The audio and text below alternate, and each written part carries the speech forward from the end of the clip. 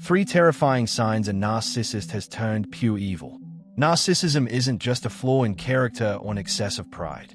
It's not simply vanity polished to a shine or a habit of self-absorption. What we're talking about runs much deeper into territory that is spiritual, corrosive, and haunting. At its core, narcissism is the twisting of the soul, a slow corrosion that, if left unchecked, no longer hides in shadows but welcomes them with open arms.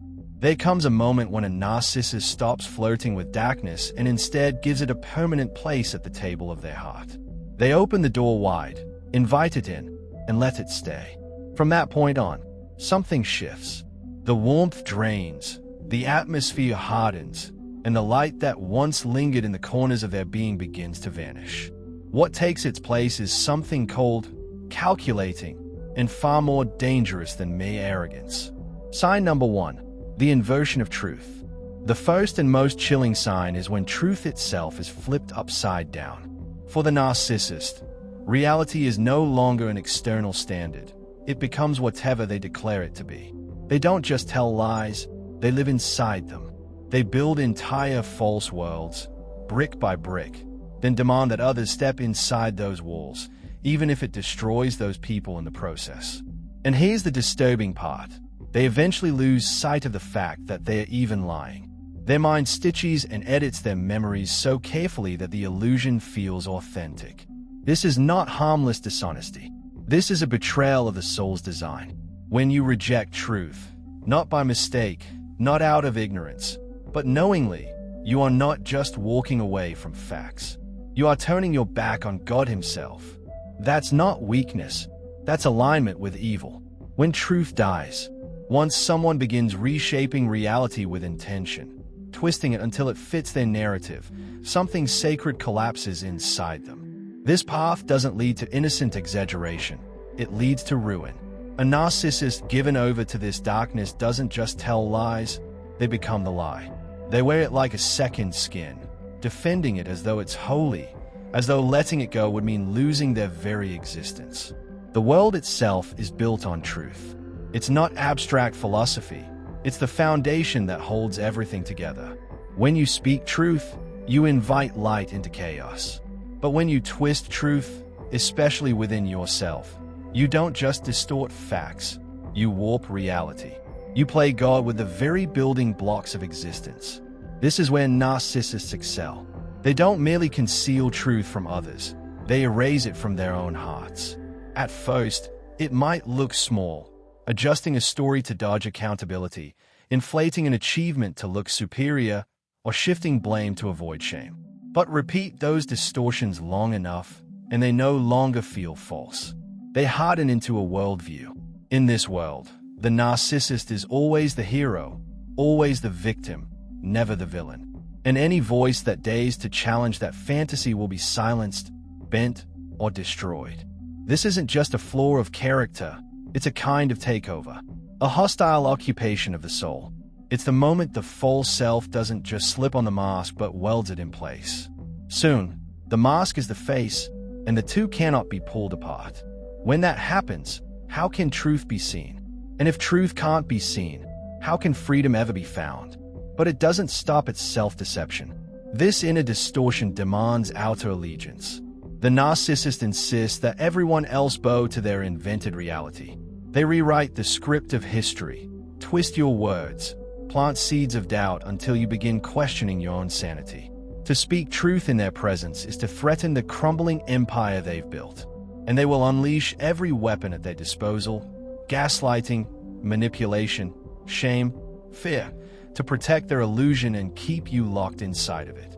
This is why truth isn't just another virtue. It is the anchor of existence.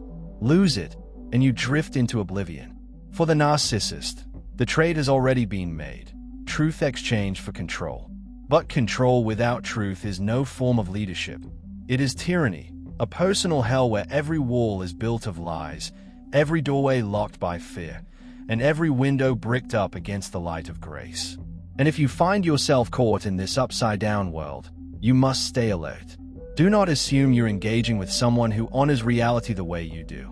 They are not interested in understanding. They are playing for domination. The wisest, strongest thing you can do is anchor yourself to truth like your life depends on it. Because it does. Speak it even when your voice trembles.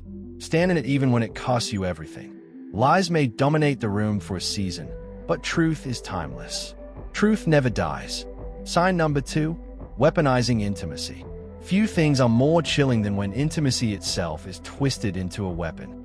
The narcissist studies you not to cherish your heart, but to chart your soul like a general surveys a battlefield. Every hope, every wound, every fear, they memorize and stockpile these as ammunition. In their economy, vulnerability isn't a bridge for connection, it's a vault of power. Pain is the currency, and control is the reward. They can look convincing. They can imitate tenderness, mimic safety, wear the mask of love so perfectly you'd swear it was real. But underneath the performance is a void, cold, cunning, predatory. This isn't love turned sour. It is love gutted, stripped of purity, and repurposed as a tool of domination. True love is sacrifice. It is the sacred risk of opening your soul, saying, I trust you with my weakness. But in the hands of a narcissist, the trust is weaponized, loaded like a gun, and eventually aimed right back at the one who gave it. To pull it off, they need entry. And entry comes when you lower your defenses. That's why they lean in when you speak of your dreams, why they listen when you confess your insecurities, why they hold on to every fragile memory you share. Not to treasure them, but to stockpile them.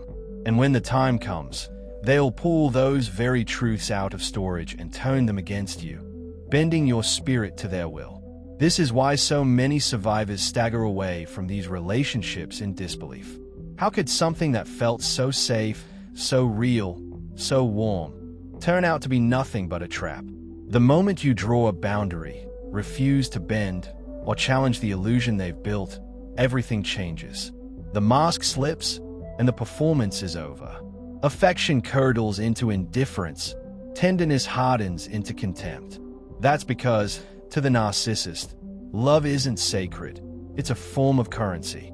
Every smile, every gesture of warmth, every whispered word of devotion is just another move on their chessboard, part of a game they refuse to lose. And the cruelest truth of all, they rarely target the hardened or the calloused. They seek out the kind, the empathetic, the forgiving, those who are least likely to fight back, most likely to excuse the abuse, and easiest to bend into submission. When love, trust, and intimacy, the most sacred experiences of being human, are twisted into instruments of harm, it's not just emotional pain you're left with. It's desecration. It's vandalism of the soul. The damage runs deeper than tears or broken hearts. It reaches into your very perception of love itself. Suddenly you're asking questions you should never have to ask. Can love even be trusted? Is it safe to open my heart again? That confusion isn't an accident, it's the strategy. If they can poison your definition of love, they can rewrite your reality, warp your choices, even erase your sense of who you are. Survivors don't simply feel wounded, they feel erased. But there's an answer. Real love doesn't diminish you, doesn't require you to shrink so someone else can feel tall. True love may ask for risk, but it never leaves you destroyed. When affection turns into a weapon, the only wise response is not to play.